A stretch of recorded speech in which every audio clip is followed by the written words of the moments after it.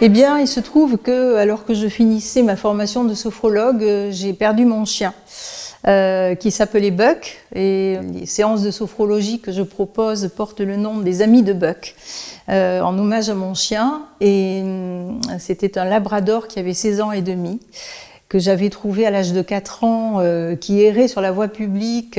Et donc j'ai gardé Buck pendant 12 ans et demi et j'ai eu avec ce chien une relation fusionnelle.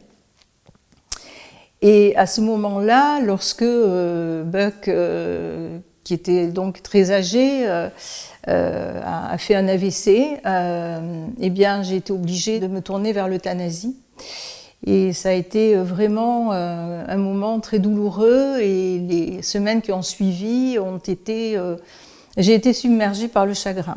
Et j'ai découvert à cette occasion-là qu'il n'existait pas grand-chose pour accompagner les personnes en deuil de leur animal. Je me suis mise à l'écoute de moi-même et je me suis dit qu'est-ce qui pourrait être aidant pour mes clients dans ce domaine-là. J'ai imaginé 6 séances assez particulières parce qu'elles sont dédiées à l'animal.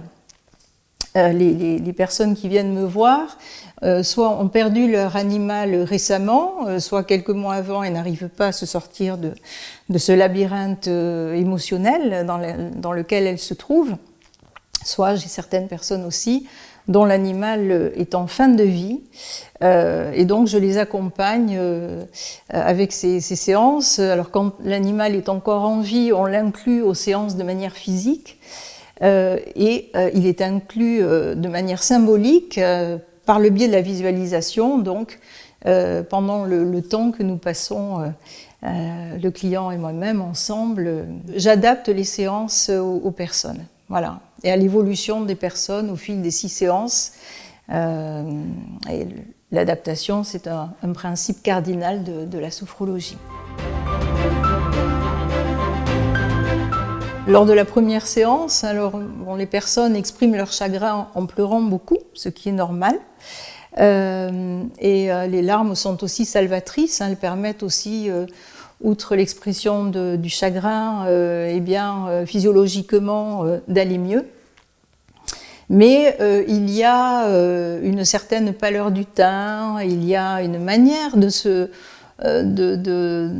un peu recroquevillé, et même si au bout de la première séance, ça n'est pas suffisant pour la personne pour la sortir de cet état d'être douloureux, je vois quand même un certain soulagement à s'être déchargé de ce poids et surtout à avoir été entendu. Il y a toujours une certaine surprise à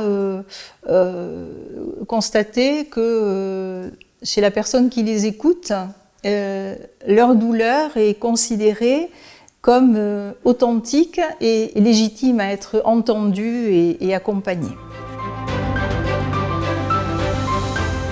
Alors, l'animal totem, alors moi je ne peux pas répondre à cette question-là parce que j'aime tous les animaux, donc je vais vous parler des chats, des chiens, des chevaux, des oiseaux, bon. Mais je dirais que l'animal totem de la sophrologie, c'est peut-être le petit lapin. Voilà, le petit lapin, je peux le voir puisque nous en avons un depuis 2 ans qui a été lâchement abandonné dans notre jardin par quelqu'un qui n'en voulait plus parce qu'elle attendait des petits. Et le lapin, il vit ici et maintenant. Il se tourne vers ce qui est agréable dans son quotidien, il vit dans le moment présent.